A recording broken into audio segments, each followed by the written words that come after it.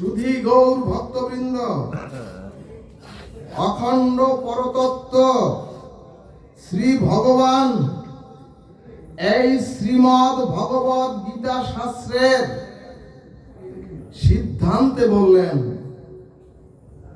সর্বধর্মান পরিত্যাজ্য মাম একং শরণং ব্রজ।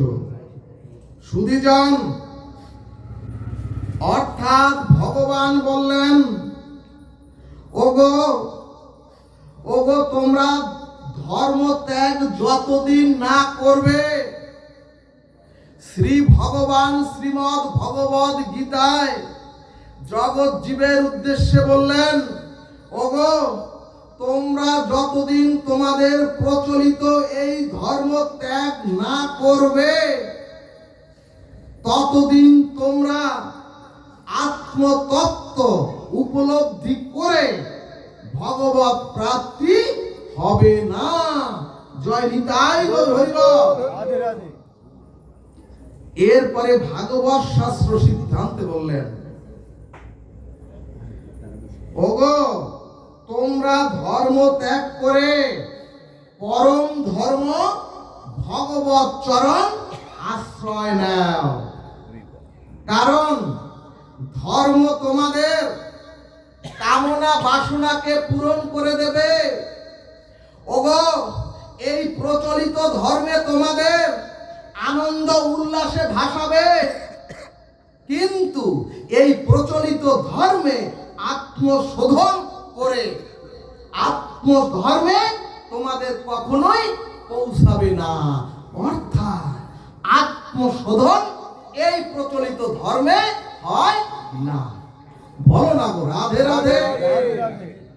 সুধীজন, গীতা শাস্ত্রের এই কথাটুকু উপলব্ধি করতে বা হৃদয়ে অনুভব করতে বহু জন্ম লেগে যায় মনুষ্য জীবের।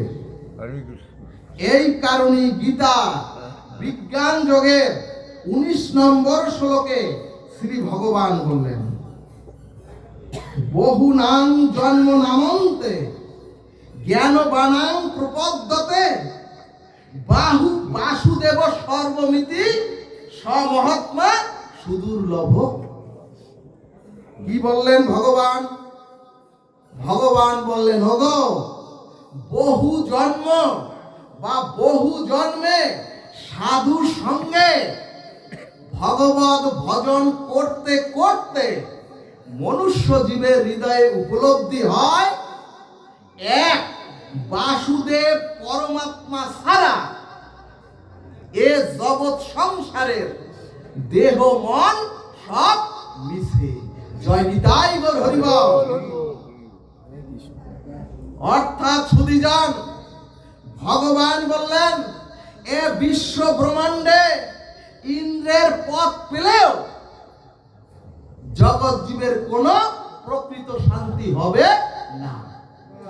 এরপরে ভাগবত বললেন, ওগো বিশ্ব ব্রহ্মাণ্ডে যদি কেউ ব্রহ্মা ব্রহ্মা ভুবন লোক, অর্থাৎ ওই ব্রহ্ম লোকের ব্রহ্মার পদ যদি তোমরা প্রাপ্ত হও, তবুও তোমরা শান্তি পাবে না।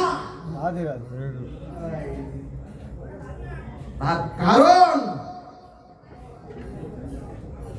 ভাগবত বললেন, কিন্তু ওগো যার একবার আত্মসাক্ষাৎকার হয়েছে,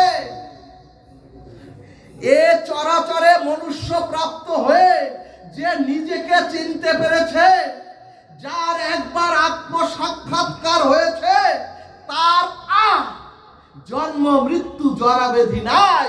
এটাই হচ্ছে পরম ধর্ম, এটাই হচ্ছে ভগবত ধর্ম। জয় নিতাই গৌর সীতানাথ পরমানন্দে।